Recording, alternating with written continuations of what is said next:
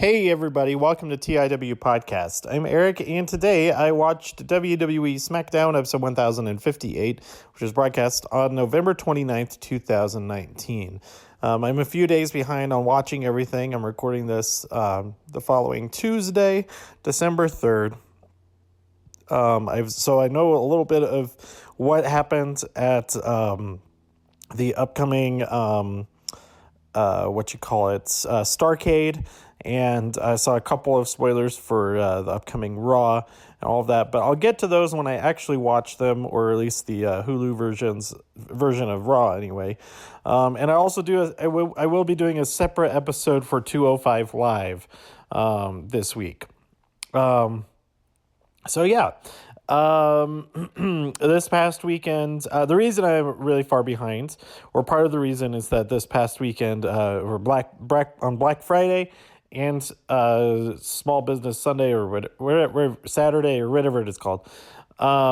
Those 2 days is a convention here in town in Denver, and so I was busy with that all day, both days. And I met lots of really cool people, and that was the best part about it. Everything else about it was like, not. Anyway, it was really great to meet all of them, and I'm looking forward to seeing them at other conventions in the future, and seeing their work as they post them online and all of that. So go to @TheDemonJackal on Instagram. You can see in my go to the ForeverCon highlights section. You can see some of the artists. Those are all the artists I got that I traded. Mostly traded. I also straight up just bought some other stuff, but that I traded and stuff for all that. So yeah. So let's get talking about SmackDown. I'm just going to go through this real quick. I watched this in two parts. I watched like the first half last night or this morning. I forget when I watched it, honestly. And then I finished watching the rest of it right now. I'm recording this real quick before I head to the airport. I'm not sure if I'm actually going to head to the airport or not.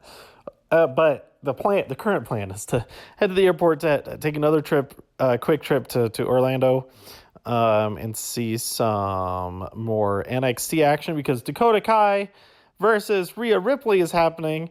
So I think that alone should be worth it. Should be worth the trip and all of that. But we'll see.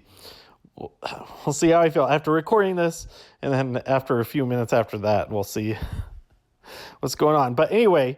Roman comes out and he hypes the men's team SmackDown victory, and Corbin comes out and disagrees, and he said he's mad that Roman Reigns basically eliminated Corbin, and then so he says, well, you gotta come out here and face the other SmackDown victor from Survivor Series, or one half of them, and that's Robert Roode. So we have Roman Reigns versus Robert Roode. There's an unsuccessful scepter scheme when Dolph Ziggler attacks, but Roman is still victorious, and he desks Robert Roode. That's the oh my God, that's the phrase, that's the verb for toppling a desk onto somebody. Anyway, lots of Bray Wyatt throughout this episode. They have a new toy. He promised a new face for this episode, and a lot of people are saying like, "Oh, this thing is the new face because it has a face on it." But this was a misdirect, because we didn't actually get to see the new face, but we are going to see the results of what happened at the end of this episode. But it's a new Universal Championship for The Fiend, and I think it's interesting. Bray Wyatt in the Firefly Funhouse will have the actual Universal Championship with the blue belt, and then the Fiend will have the championship that his own face, which is really gross. And also you can purchase your own. You can pre-order it for $6,500. Like if something's that expensive for any TV memorabilia, it should be like for an auction, on an auction, and like for charity, that kind of thing. I think it's pretty insane. But anyway, he wants to play with Daniel Bryan again. Then we get a pre-tape promo. Sheamus is back. Sheamus is back, and he looks like he time traveled from 10 years ago, or even like 5 years ago. I'm so excited. I'm so excited. Then we had Mustafa Ali versus Drew Gulak. Mustafa won via 450 splash. Sasha and Bayley came out to address the women's locker room, blaming everybody else for their losses, and that Sasha says the weak link on her team was her entire team. Lacey Evans comes out. She says that she wouldn't trust Sasha to lead a chicken dance at a garden party. That was a pretty good line. I like that. And then she punches Sasha in the face. We have a new Muscle Man dance that interrupts a backstage interview with Daniel Bryan. And there's now reptilians involved in all of this Firefly Funhouse and The Fiend mythos. And I really, really like that. He said, don't let the reptilians in. Let me in, but don't let the reptilians in. Are we going to see reptilians? Ooh, that would be great. I feel like The Fiend is kind of a reptilian. Is very reptile-like. Anyway, we had Sonya Deville versus Nikki Cross. Nikki won via roll-up, and then Mandy attacked. She was upset about that. But Alexa is back. She makes the save, and the team of Bliss Cross Applesauce, as said by Corey Graves, is together again, and it is so nice to see that. The Miz tries to talk Daniel out of accepting the Fiend's challenge, saying, you're too important to us. You're too important to SmackDown. We can't afford to lose you, Daniel. But Daniel continues to think through the rest of this episode. Drake Maverick tries to kiss Dana Brooke and then is interrupted by Elias, who sings a song about Drake Maverick trying to kiss Dana Brooke. Very weird. And then all this stuff with Dana Brooke and Batista flirting back and forth online. What's going on there? I don't know. Is that real or just fun? Or just real fun? I guess we'll see.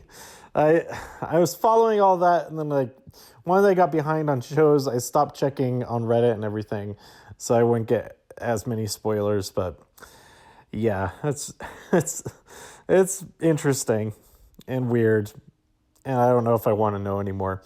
The New Day issues an open challenge, which is answered by Shinsuke Nakamura and Cesaro, with Sami Zayn going on a rant about consumerism and capitalism and all of that. And Black Friday is the epitome of everything that is bad about capitalist society and all that.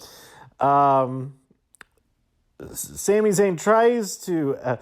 Sami's sneaky pancake platter attack was unsuccessful. He gets ejected from the match and from ringside, and the New Day secures a victory and remains the tag team champions. I'm really hoping that so Cesaro has been aligned with Shinsuke here, and I really, really hope that Cesaro is actually gaining their trusts, Sami and Shinsuke Nakamura's trust, to lull them into a sense of security around him. And so, and then at the opportune moment, Cesaro will turn on them, betray them in order to help Sheamus win the Intercontinental Championship, and therefore completing Sheamus's Grand Slam status. That would be pretty fantastic. And then they could go on a whole run with each other and the bar reunited, all of that. It would be so much fun, and that's what I hope happens, but probably not. However it happens, I really hope that Sheamus gets that Intercontinental Championship ASAP, maybe even as soon as at TLC. Then we have Daniel Bryan.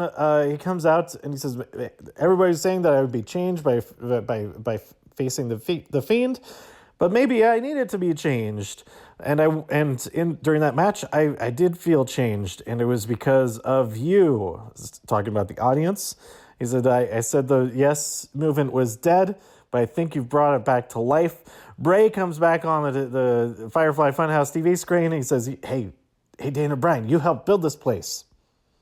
All that stuff. And I promised a new face. So let's get this going. He bursts out of the floor, drags Daniel Bryan. He gets that mandible claw on him, drags him underneath the ring, down to hell, and he's just tearing up, bringing out handfuls and handfuls of hair, clumps of hair. And so, the new face, obviously then, is the new face of Daniel Bryan. Clean shaven, perhaps. Perhaps he'll have no hair at all. Shaved head, shaved beard, shaved face, all of that. Maybe even shaved eyebrows. We'll see. But this has me pretty excited. I like all the Bray Wyatt stuff, and I think it's been being executed really well, really interestingly. Oh, and we had a new Muscle Man dance. I already talked about that. But the new Muscle Man dance song, I didn't like the song as much as the original one, but I did like the Reptilians part of it. And now I'm just repeating myself. So stay tuned for episode about 205 Live. I think it would be episode 155, because now it's 3 numbers. It's 1003 episodes behind of SmackDown. Because initially it was 1001 behind, but then they skipped an episode, and they skipped another episode last week. So I think that's the correct numbering. But let me know what you thought about this episode of SmackDown, what you're excited for. I'm really excited that Alexa Bliss is back. Her and Nikki are in that fatal 4-way on at Starrcade for the Women's Tag Team Championship. So I saw some clips of that. I'm really excited to see the full match. And then there's all kinds of stuff that I'm really excited to watch that I have seen little bits and pieces of. But let me know what you thought by tweeting me at TIW Podcast. Go to TIWpodcast.com for more reviews. If you enjoyed this episode or anything else on the site, please share some links with your friends. Subscribe to iTunes, Spotify, Stitcher, YouTube, wherever you like to listen. Stay safe out there in all of the infinite multiverses, and I'll see you next time here on TIW Podcast. Bye!